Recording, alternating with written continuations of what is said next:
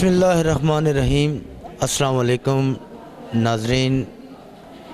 Health time میں آپ کو خوش آمدید کہتے ہیں۔ اور آج ہمارے پاس معروف سرجن جو کہ کسی تعارف کے محتاج نہیں ہیں، ان سے بات چیت کریں گے سرجیکل کے حوالے سے۔ اور سب سے پہلے ان سے پوچھیں گے کہ اپینڈکس کی سوزش کی علامات کیا ہیں اور اس کا علاج کیا ہے۔ جی ڈاکٹر صاحب۔ آپ کا سوال نہایت اہم ہے، کیونکہ اپینڈکس کے بارے میں تقریباً ہر بندہ ہی جانتا ہے کہ اپینڈکس ہو گئی ہے۔ اپینڈکس ایک ایسا آرگن ہے یا ایسا عضو ہے جسم کے اندر جو ہر بندے کا موجود ہوتا ہے، اور اس کے سوزش ہونے کے نتیجے میں جو پرابلم کریٹ ہوتی ہے وہ کافی مریض کے لیے خطرناک ثابت ہو سکتی ہے۔ اس کی علامات سے پہلے میں یہ بتانا چاہوں گا کہ یہ عام طور پہ ینگ ایج کی، جیسے 10 سے 20 سال کی عمر میں جو بچے ہیں ان میں سب سے زیادہ یہ عام ہے۔ اور لیکن اس کا یہ جو اپینڈکس کی سوزش ہے یہ عمر کے کسی بھی حصے میں ہو سکتی ہے۔ علامات میں خاص طور پہ کہ پیٹ میں درد ہونا، خاص طور پہ پہلے پورے پیٹ میں درد ہوتا ہے، اس کے بعد پھر جسم کے جو پیٹ ہے، پیٹ کے نچلے حصے میں دائیں طرف کو درد اپینڈکس کو ظاہر کرتا ہے۔ اس کے ساتھ دل کا خراب ہونا، الٹی آنا، یہ بھی اسی کا حصہ ہے۔ پھر یہ اس پہ منحصر ہے کہ اس کی سوزش کتنی زیادہ ہوئی اور کتنی شدت سے اس کی سوزش ہوئی ہے، اس کے اوپر بعض اوقات اپینڈکس کے بارے میں جیسا کہ سب جانتے ہیں کہ اپینڈکس پھٹ جاتی ہے، اس صورت میں درد پورے پیٹ میں پھیل سکتا ہے، مریض کو پھر تھوڑا کچھ دیر کے بعد پھر اس میں بخار بھی آ سکتا ہے۔ اور بعض اوقات اپینڈکس پھٹتی نہیں ہے، دوائی چونکہ پہلے سے مل جاتی ہے، اس کے نتیجے میں اپینڈکس کا درد میں آرام بھی آ جاتا ہے درد کی ٹیکوں کی وجہ سے۔ اور بعض اوقات اپینڈکس اپنی جگہ پہ سوزش کو جسم خود اس کو روکتا ہے، تو وہ ایک جگہ پہ گولا سا بن جاتا ہے، اور وہ پھر کافی دنوں تک درد ہوتا رہتا ہے۔ اس کے بارے میں جو اس کا علاج ہے وہ تو آپریشن ہی اس کا علاج ہوتا ہے۔ رہی بات کہ اس کی تشخیص کیسے ہوتی ہے، اس کی تشخیص کے لیے مختلف ٹیسٹ، خون کے، پیشاب کے، الٹرا ساؤنڈ، یہ سب ٹیسٹ کیے جاتے ہیں، سی ٹی اسکین بھی کیا جاتا ہے، کیونکہ اور یہ جو تمام ٹیسٹ ہیں ان کے کرنے کا مقصد بنیادی طور پہ یہ نہیں دیکھنا کہ لازمی نہیں کہ الٹرا ساؤنڈ میں آپ کو اپینڈکس نظر آ جائے الٹرا ساؤنڈ کرنے والے کو، بلکہ اس میں باقی جو چیزیں ہیں جیسے کہ گردے ہیں، گردے کی نالیاں ہیں، آنت سے متعلق اور چیزیں ہیں، مثانہ ہے، پھر خواتین میں جو زنانہ اعضاء ہیں، بیضہ دانی ہے، ان کے یہ نظر آ جاتے ہیں الٹرا ساؤنڈ پہ، اور اگر وہ ٹھیک ہوں تو پھر یہ جو دیکھنے والا معالج ہے یا سرجن ہے یہ اس کی صوابدید پہ ہے کہ، اور یہ فیصلہ اس کا ہوتا ہے کہ آیا کہ یہ درد اپینڈکس کا ہے یا نہیں ہے۔ خون میں انفیکشن آ سکتی ہے، اگر کوئی گردے سے متعلق ٹیسٹ ہے تو اس میں جو چھوٹے پیشاب کا ٹیسٹ ہے اس میں خون کا آ سکتا ہے، اس کے ساتھ اپینڈکس کے ساتھ بھی آ سکتا ہے، لیکن اگر گردے کا مسئلہ ہوگا تو اس میں زیادہ ہوگا، اور اس میں پیپ بھی آ سکتی ہے۔ بنیادی طور پہ یہ جو آپ کا معالج ہے یہ وہی بہتر بتا سکتا ہے کہ اس وقت مریض کو اپینڈکس کی شکایت ہے یا نہیں ہے۔ ناظرین بہت اچھی تفصیلات سے آگاہ کر رہے ہیں، ڈاکٹر صاحب ہمارے ساتھ موجود ہیں۔ اور ڈاکٹر صاحب پتے کی پتھری یا پتے کی سوزش کے بارے میں تفصیل سے بتانا پسند کریں گے کہ مثلا یہ کیسے ہوتی ہے اور اس کی پیچیدگیاں کیا ہیں؟ پتے کی پتھری بھی بہت زیادہ عام ہے۔ اس کا یہ جو بیماری ہے، یہ پتھری بنیادی طور پہ اس کی وجوہات کچھ ہماری ڈائٹ سے ریلیٹڈ ہیں، کیونکہ پتے میں جو پتھریاں بنتی ہیں ان میں سے 90% سے زیادہ وہ کولیسٹرول کی پتھریاں ہوتی ہیں، تو اور یہ خواتین میں بہت زیادہ کامن ہے، خواتین میں زیادہ ہوتا ہے، مردوں میں بھی ہوتا ہے لیکن خواتین میں اس کی تعداد بہت زیادہ ہے۔ یہ اس کی وجہ سے جو پیچیدگیاں اس کی وجہ سے ہو سکتی ہیں ان میں سب سے جو عام ہے وہ ایک تو یہ کہ پتے کی پتھری کی وجہ سے درد ہونا پتے کا، جو کہ پیٹ کے دائیں طرف اوپر والے حصے میں جگر کے ساتھ وہاں پہ محسوس ہوتا ہے، وہ درد کافی شدت اختیار کر سکتا ہے، اس کے ساتھ پتے کی اپنی سوزش بھی ہو سکتی ہے۔ پھر بعض اوقات یہ ہوتا ہے کہ کوئی بھی پتھری اگر وہ چھوٹی ہے وہ پتے سے نکل کے جو جگر سے نالی آ رہی ہے اس میں آ کے پھنس جاتی ہے، جس کی وجہ سے یرقان ہو سکتا ہے، پتے کی سوزش بھی ہو سکتی ہے اور جگر کی سوزش بھی اس کے ساتھ ہو سکتی ہے۔ پھر وہیں سے تھوڑا سا نیچے لبلبے کی جو نالی آ کے اس نالی کے ساتھ ملتی ہے، وہاں پہ پتے کی پتھری کے پھنس جانے کی وجہ سے لبلبے کی سوزش بھی ہو سکتی ہے۔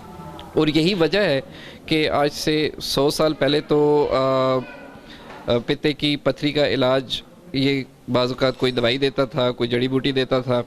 پھر کچھ سرجن آئے اور پھر انہوں نے صرف پتھریاں نکالنے کی کوشش کی،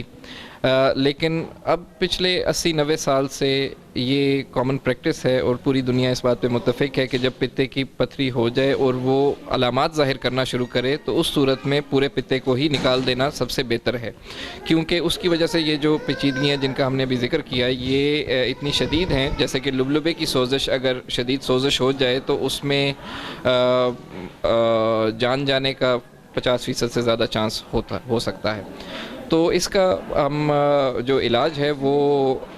آپریشن ہی ہے اور آپریشن کروا لینا چاہیے اس سے پہلے کہ ان میں سے کوئی بھی پیچیدگی واقع ہو۔ اچھا ڈاکٹر صاحب، اکثر ہرنیا کے آپریشن کے بعد دوبارہ ہرنیا ہو جاتی ہیں، یہ کیا اس کی کوئی خاص کیا وجوہات ہیں؟ ہرنیا کی مختلف اقسام ہیں،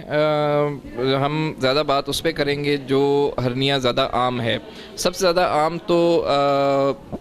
مردوں میں، بچوں میں، اور ان میں جو پیٹ کا نچلا حصہ جہاں سے ٹانگ کا حصہ شروع ہوتا ہے اس جگہ پہ ہرنیا کا بننا سب سے زیادہ عام ہے، جسے انگوائنل ہرنیا بولتے ہیں۔ اس کی بھی اپنی آگے مختلف اقسام ہیں۔ کچھ انگوائنل ہرنیا بچوں میں پیدا ہوتے ہیں جن میں بعض اوقات جو پیٹ سے ایک رستہ نیچے گولیوں کی طرف آتا ہے وہ برقرار رہتا ہے، اس کی نتیجے میں سوجن ہو جاتی ہے۔ ہرنیا بنیادی طور پہ اندر چونکہ پیٹ کے پریشر زیادہ ہوتا ہے اس کی وجہ سے جو پیٹ کی دیوار ہے جو کہ پٹھوں اور جلد پہ مشتمل ہے، ان پٹھوں کے اندر سے پیٹ کے اعضاء کے باہر نکلنے کو ہرنیا بولتے ہیں۔ تو انگوائنل اس ریجن میں جو اندرونی اعضاء مثلاً کہ آنت ہے، مثانہ بھی آ سکتا ہے، بڑی آنت بھی آ سکتی ہے، ان کا باہر آ جانے سے مریض کو تکلیف ہوتی ہے اور اس میں جو اعضاء باہر آئے ہوئے ہیں ان کی خون کی سپلائی بھی رک سکتی ہے، جس کی وجہ سے ایمرجنسی آپریشن بھی کرنا پڑ سکتا ہے۔ لیکن اس کا جو سرجری ہے وہی اس کا حل ہے، دوائی سے یہ چیز ٹھیک نہیں ہوتی۔ کچھ ہرنیا ایسے ہیں اسی انگوائنل ریجن میں جو کہ زیادہ عمر کے لوگوں میں ہوتے ہیں، اس کی وجہ یہ ہے کہ پیدائشی طور پہ تو کوئی مسئلہ نہیں ہوتا، لیکن ساری زندگی بھاری بھرکم کام کرنے، وزن اٹھانے سے، یا کسی کو دمہ ہو تو کھانسنے کی وجہ سے، قبض رہنے کی صورت میں، اور جو حقہ یا سگریٹ استعمال کرتے ہیں ان لوگوں میں ہر وقت کھانسی رہنے کی وجہ سے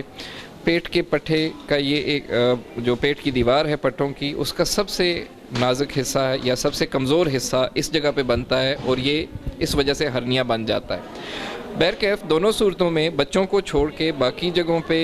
باقی تمام مریضوں میں اس کا علاج آپریشن سے جو کرتے ہیں اس کے بھی مختلف طریقے رائج ہیں، اور یہ ہر سرجن کی اپنی پریفرنس ہے یا اپنی اس کی پسندیدگی پہ ہے کہ وہ کون سا آپریشن کرتا ہے۔ زیادہ تر لوگ آج کل جالی کا استعمال کرتے ہیں۔ وہ جالی، اس کا طریقہ یہ ہے کہ آپریشن کے دوران اس جگہ کو ریپیئر کرتے ہیں اور اس کے اوپر جالی رکھ دیتے ہیں جو اگلے کچھ عرصے میں اس جگہ کو بالکل جیسے دیوار بنا دیتی ہے تاکہ اندر سے دوبارہ نہ آئے۔ اب اس کی جو مختلف وجوہات ہیں، مثلاً کہ زیادہ تر جو بچے ہیں ان میں تو یہ دوبارہ نہیں ہوتا، بڑوں میں دوبارہ ہو سکتا ہے کیونکہ بھاری وزن اٹھانے سے پھر اس جگہ پہ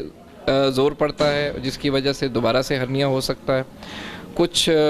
بیماری، اگر کسی کو کوئی بیماری ہے مثلا شوگر ہے یا اور ایسی بیماری ہیں جن کی وجہ سے ان کی باڈی میں اس کو ہیل ہونے کی پاور تھوڑی کم ہے، ان میں ایسا ہو سکتا ہے، اور جن کو لگاتار کھانسی رہتی ہے ان میں چونکہ اصل وجہ برقرار ہے اس ہرنیے کے بننے کی، اس کی وجہ سے دوبارہ ہو سکتا ہے، یا جن کو چھوٹے پیشاب میں رکاوٹ ہوتی ہے اور انہیں زور لگانا پڑتا ہے اس کے لیے، یہ بھی بزرگوں میں زیادہ ہوتا ہے، تو اس صورت میں بھی ہرنیا دوبارہ ہو جاتا ہے۔ ہاں اگر آپریشن ٹھیک طریقے سے نہیں ہوا تو وہ بھی ایک وجہ ہے، لیکن زیادہ جو وجوہات ہیں وہ مریض کی وجہ سے ہیں، سرجن کے کرنے کی وجہ سے اس کا احتمال کافی کم ہے، لیکن ہو پھر بھی سکتا ہے۔ اچھا سر، اسی آپریشن میں کوئی مریض کا کوئی خاص خوراک کا تعین بھی ہوتا ہے؟ نہیں، خوراک کا اس آپریشن ہرنیا کے آپریشن کے ساتھ کوئی تعلق بظاہر ویسے تو کوئی نہیں ہے، لیکن اگر ہرنیا کمپلیکیٹ ہو کے آیا ہے اور اس کے لیے آنت کے کسی حصے، جو آنت اس کے اندر پھنس گئی تھی اور اس آنت کو اگر دوبارہ جوڑا گیا ہے تو اس آنت کی وجہ سے کھانے پینے میں آپ کو کچھ نہ کچھ وہ جو سرجن آپریشن کرنے والے ہیں وہ بتائیں گے، لیکن صرف اگر سادہ ہرنیا ہے تو اس کا خوراک کے ساتھ کوئی تعلق نہیں ہے۔ سر لیزر آپریشن کیا ہے اور اس کے کوئی خاص کوئی نقصانات بھی نظر آتے ہیں؟ یہ بڑا اچھا سوال ہے، کیونکہ اکثر مریض ہمارے پاس آتے ہیں اور آ کے یہی پوچھتے ہیں کہ جی لیزر آپریشن آپ کریں گے یا نہیں کریں گے۔ تو عامر صاحب بات یہ ہے کہ لیزر والا آپریشن جو عام طور پہ لوگ جسے سمجھتے ہیں ایسا کوئی آپریشن نہیں ہے۔ لیزر کے استعمال ہیں لیکن وہ ان آپریشنز میں نہیں ہیں۔ غالباً آپ لیپروسکوپی کی بات کر رہے ہیں، جس کو لیپروسکوپی کیمرے کے ذریعے آپریشن، یا اس میں روایتی سرجری میں کیا فرق ہے؟ جو بھی آپ روایتی سرجری کر رہے ہیں اس میں کیا فرق ہے؟ یہ لیپروسکوپی کیمرے کے ذریعے جی یا عام سرجری میں کیا فرق دیکھتے ہیں؟ جو لیپروسکوپی اور روایتی سرجری ہوتی ہے جس میں جسم کے جس جگہ کی سرجری ہونی ہے، مثلا ہم پیٹ کی بات کر رہے ہیں، جیسے پتے کا آپریشن ہو تو اس میں پیٹ کو کٹ دے کے اور اس کے نیچے پٹھوں کو بھی کٹ دے کے کھول کے اپنے سامنے اپنے ہاتھ سے کیا جاتا ہے، یہ روایتی طریقہ کار ہے۔ جو لیپروسکوپی کے ذریعے اس میں جسم کے مختلف حصوں میں چھوٹے سوراخ کر کے اور اس میں کیمرہ ڈالتے ہیں، کیمرہ ڈال کے آپ سامنے اسکرین پہ آپ کو نظر آ جاتا ہے پیٹ کا اندرونی حصہ، اور آپ اس میں پھر دوسرے اور چھوٹے چھوٹے سوراخ دو کر کے اور اوزار ڈال کے آپریشن مکمل کرتے ہیں۔ دونوں صورتوں میں آپریشن ایک ہی ہوتا ہے، صرف یہ طریقہ کار مختلف ہیں۔ فائدہ اس کا یہ ہے کہ اس میں مریض کو تکلیف کم ہوتی ہے، مریض کو درد کم ہے، زخم کا نشان نہیں ہوتا، بہت چھوٹے چونکہ سوراخ ہوتے ہیں تو، اور مریض جلد گھر چلا جاتا ہے، اٹھ کے خود چلنا پھرنا شروع ہو جاتا ہے۔ یہ تمام اس کے فوائد ہیں۔ سر دونوں طریقوں سے کون سی بیماریوں کے لیے کون سا طریقہ جو ہے وہ محفوظ ہے؟ محفوظ تو یہ جو سرجن ہے کرنے والا اس کی صلاحیت پہ منحصر ہے کہ وہ کیسے، اس کی اپنا ایکسپیرینس کتنا ہے اس طرح کے آپریشن کرنے میں۔ جو بھی آپریشن ہوتا ہے اس میں جو سب سے اہم چیز ہے وہ مریض کی سیفٹی ہے، مریض کو نقصان نہیں ہونا چاہیے، چاہے ان میں سے کوئی بھی طریقہ اختیار کیا جائے۔ دونوں کے فوائد ہیں۔ اگر کوئی سرجن لیپروسکوپی کے ذریعے نہیں کر سکتا تو پھر اسے نہیں کرنا چاہیے، اسے اوپن طریقے سے ہی کرنا چاہیے، اور اگر کوئی لیپروسکوپی کے ذریعے کر سکتا ہے لیکن مریض کی بیماری زیادہ شدید ہے تو پھر اس کو اوپن بھی کر سکتا ہے اسی ٹائم پہ۔ مریض کے لیے جو مفید ہوتا ہے وہ آپریشن کے ٹائم پہ ہی دیکھ کے اور اسی ٹائم پہ فیصلہ ہوتا ہے کہ مریض کے لیے سب سے زیادہ کیا موزوں رہے گا۔ ہاں جو چیز دنیا میں رائج ہے وہ یہ ہے، جیسے کہ پتے کا آپریشن ہے تو اس کے لیے لیپروسکوپی کے ذریعے کرنا چاہیے، لیکن بعض لوگوں میں سوزش اتنی زیادہ ہوتی ہے کہ کیمرے کے ذریعے وہ ممکن نہیں ہوتا، اس صورت میں اس کو آپ کنورٹ کر دیتے ہیں اوپن طریقے کار میں، مریض کی اسی بے ہوشی میں اسی کو اوپن کر کے، اور تاکہ آپریشن جو ہے وہ پورا ہو سکے۔ مفید دونوں ہیں۔ اگر لیپروسکوپی سے ہو جائے تو صرف اس میں درد کم ہے، ہسپتال میں سٹے کم ہے، مریض جلدی اٹھ کے چلنا پھرنا شروع ہو جاتا ہے، اندر آپریشن تو ایک جیسا ہوتا ہے۔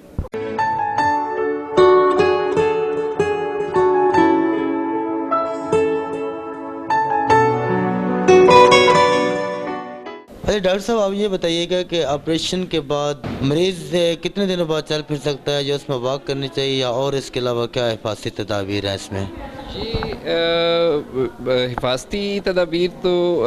اس طرح سے نہیں ہوتی، یہ سب منحصر ہے کہ مریض کا کیا آپریشن ہوا ہے، کس بیماری کے لیے ہوا ہے، کتنا بڑا آپریشن ہوا ہے، یہ سب اس چیز پہ۔ ویسے جو میسیج اگر کوئی گھر لے کے جانا چاہیں تو اس میں یہ ہے کہ آپریشن کوئی بھی ہو، چند ایک آپریشنوں کو چھوڑ کے زیادہ تر جو پیٹ کے آپریشن ہیں اس میں آپریشن کے بعد جلد از جلد مریض کو اٹھا کے بٹھانا، اس کو چلانا، اس کو پیچھے چیسٹ پہ تھپکیاں دینا، اس کی کھانسی کو انکریج کرنا، یہ سب بہت ضروری ہے۔ کیونکہ اگر ایسا نہیں کریں گے تو مریض میں کمپلیکیشن ہونے کے چانسز زیادہ ہوتے ہیں۔ جب بھی خاص طور پہ ڈی وی ٹی بولتے ہیں، ٹانگوں کی رگوں میں خون کا جم جانا، پھر لیٹے لیٹے نمونیا کا ہو جانا، یہ ساری چیزیں جو ہیں یہ آپریشن کے بعد لوگوں کی خواہش یہی ہوتی ہے کہ وہ آرام کریں زیادہ، لیکن سب سے بہتر یہ ہوتا ہے کہ وہ اٹھ کے چلیں پھریں۔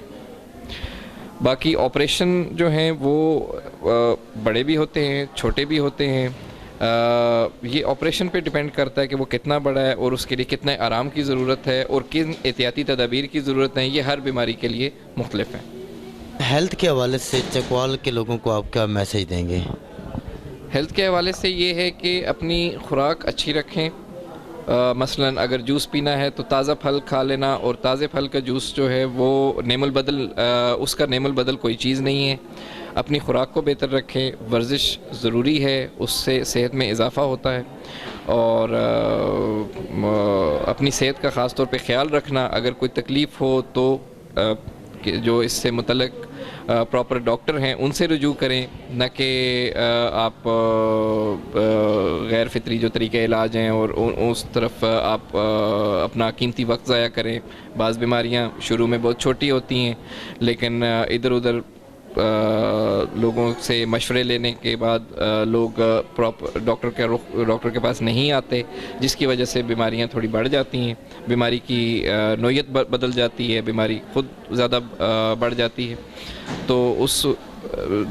اپنے معالج سے جلد از جلد رجوع ایک اہم حصہ ہے اپنی صحت کے بارے میں۔ ناظرین، آپ نے ڈاکٹر صاحب کی باتیں سنی، اور آخر میں یہی کہوں گا کہ اپنی صحت کا بہت سارا خیال رکھیے، اور جو آپ نے ڈاکٹر صاحب کی باتیں سنی ان پر ہمیشہ کے لیے توجہ دینے کی ضرورت ہے۔ اللہ آپ کا حامی و ناصر ہو۔ کیمرہ مین فیصل انور کے ساتھ خان عامر خان، اپنا چکوال۔ اللہ حافظ۔